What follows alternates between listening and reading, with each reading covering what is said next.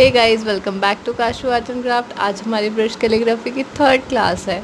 First class में हमने basic सीखा था और सेकंड क्लास में हमने अल्फ़ाबेट्स बनाना सीखा था। अब थर्ड क्लास में हम उन अल्फ़ाबेट्स से लेटर्स बनाएंगे। तो चलिए शुरू करते हैं। तो आज की क्लास के लिए आप कोई भी अपनी पुरानी डायरी, रूलर शीट वगैरह आप कुछ भी यूज़ कर सकते हैं, बट अभी फ्रीली यूज़ मत करना। कोई भी रूलर शीट ही यूज़ करना जैसे हमने लास्ट क्लास में यूज़ करी थी। मैंने अपनी कोई पुरानी डायरी यूज़ की है, तो आप भी कुछ ऐसा ही यूज़ करना। अल्फ़ाबेट से लेटर्स बनाएंगे। इन्हें जॉइन कैसे करते हैं वो मैं आपको बताती हूँ।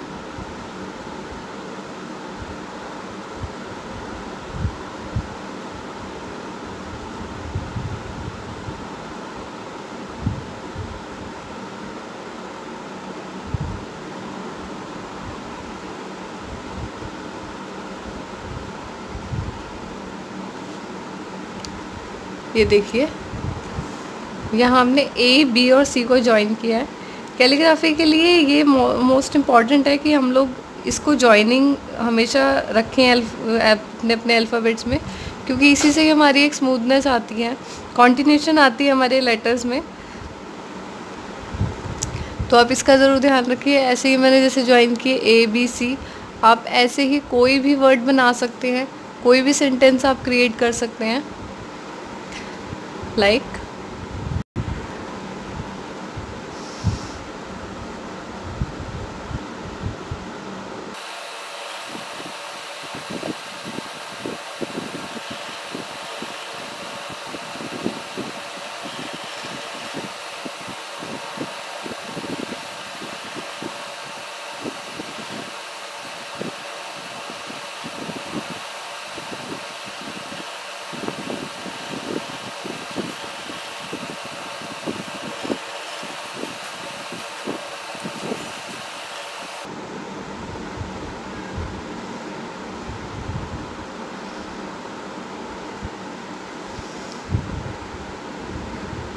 यहाँ हमने लिखा कैलीग्राफी। ऐसे ही जैसे आपने पेन की मूवमेंट्स आपने देखी होगी, इस तरह से एक फ्लो चलता रहा और इसको एक हमने एक वर्ड को कॉन्टिन्यूशन दी है। ऐसे ही आप लोग कोई भी लेटर्स बना सकते हैं। और आज भी वही बात है कि कोई ज़रूरी नहीं है कि आप ब्रश पेन से ही कैलीग्राफी करो, आप किसी भी चीज़ से कैलीग्राफी कर सकते हैं। आज मैं आपको बताऊंगी कि इवन हम लोग पेंसिल से भी कैलीग्राफी कर सकते हैं, कैसे वो मैं आपको बताऊंगी। तो वीडियो को पूरा देखिएगा और बहुत ध्यान से देखिएगा। या मार्कर की आप उसकी मदद से भी कैलीग्राफी कर सकते हैं। लाइक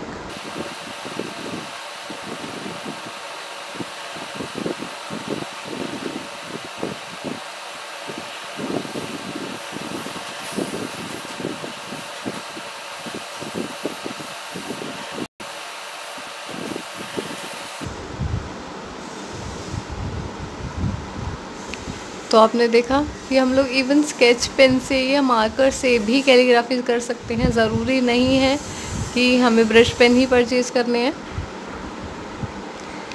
ये मैंने आपको बताया था कि यहाँ हमने अपना रूल यूज़ किया है up thin and down thick. यहाँ हमने कोई भी फॉर्मूला यूज़ नहीं किया है। जैसे हमारे पेन की टिप थी, हमने उसी से ही कैलीग्राफी की है। बस आप ये ध्यान रखिएगा कि आपको कैलीग्राफी इसी तरह से करनी है जैसे हमने अल्फ़ाबेट्स बनाने सीखे थे, आप उसी कॉन्टिन्यूशन में कीजिए। अब मैं आपको कैलीग्राफी का तीसरा तरीका बताती हूँ। तीसरा तरीका हमने यहाँ यूज़ किया है ग्लिटर पेन। आप चाहो तो नॉर्मल पेन भी आप यूज़ कर सकते हो, आपके पास जो अवेलेबल हो आप वही यूज़ करना।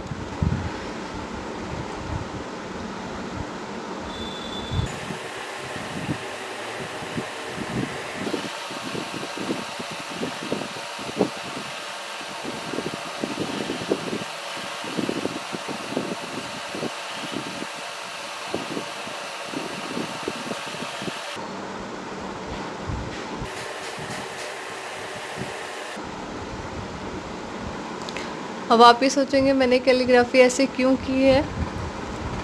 तो अब हम इसमें, हमारे पास पेन तो नहीं है कि हम इसको प्रेशर दे के हम लोग अपना पेन को कैलीग्राफी कर सकें। हमें अब यही तरीका यूज़ करना है। अगर हमारे पास ब्रश पेन अवेलेबल नहीं है तो हम नॉर्मल पेन से भी इसको ब्रश पेन वाला इफ़ेक्ट दे सकते हैं। जैसे सेम हमें वही रूल यूज़ करना है, up thin and down thick. जैसे हमारी डाउन में डाउनवर्ड्स आएंगी हमारी लाइंस, हम उसको थिक कर देंगे एंड देन इसी तरह से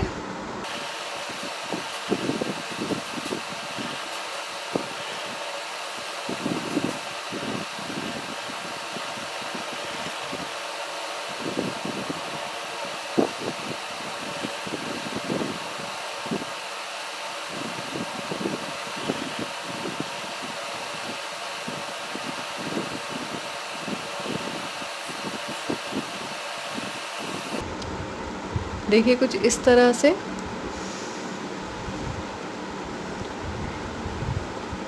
सेम रूल यूज़ करना है, up thin and down thick. ये हमारा तीसरा तरीका है कैलीग्राफी करने का। हम इसे चाहे तो हम इसे आउटलाइन भी छोड़ सकते हैं, बहुत अच्छा लगता है ये आउटलाइन से सिर्फ, या आप चाहें तो इसे फिल भी कर सकते हैं।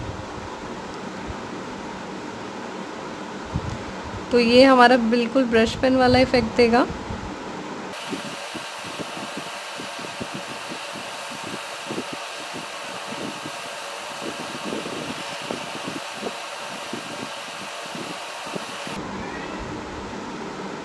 ये देखिए, आप चाहें तो इसे आउटलाइन भी छोड़ सकते हैं या आप इसे फिल भी कर सकते हैं।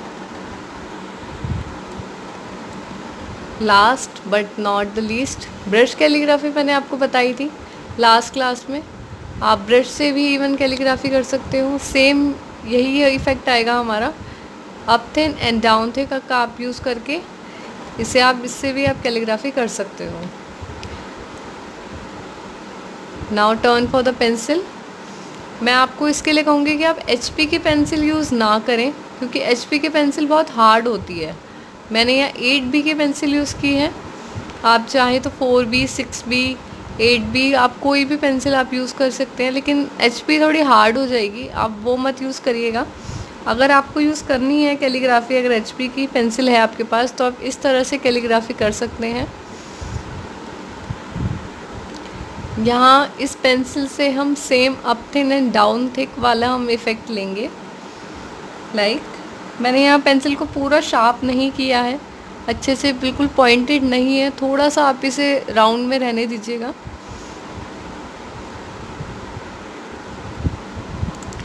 सेम रखेंगे हम।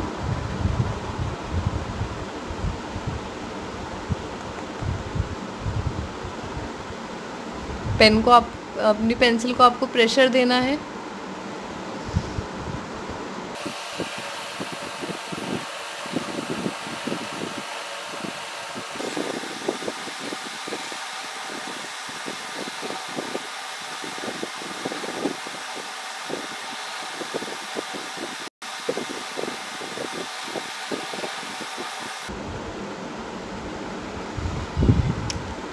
ये देखिए, हमने पेंसिल से कैलीग्राफी की है, आप भी कर सकते हैं। मैं आपको थोड़ा जूम करके आपको दिखा देती हूँ।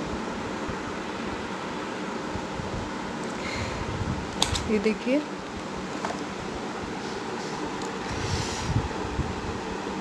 ये हमारी पेंसिल कैलीग्राफी। आप भी चाहें तो किसी भी चीज़ से कैलीग्राफी कर सकते हैं। तो आज हमने सीखा ब्रश कैलीग्राफी इफ़ेक्ट, ये हमारा normal round calligraphy effect. Third हमने सीखा था outline effect and then fill, और फिर तुमने सीखा पेंसिल कैलीग्राफी। तो आप भी प्रैक्टिस करिए और आपके पास जो भी चीज़ अवेलेबल है आप उससे कैलीग्राफी करिए। और हाँ, जितनी ज़्यादा प्रैक्टिस उतनी अच्छी कैलीग्राफी, ये चीज़ आप अच्छे से नोट करिएगा और अच्छे से प्रैक्टिस करिएगा। नेक्स्ट क्लास में हम मिलते हैं, तब तक के लिए।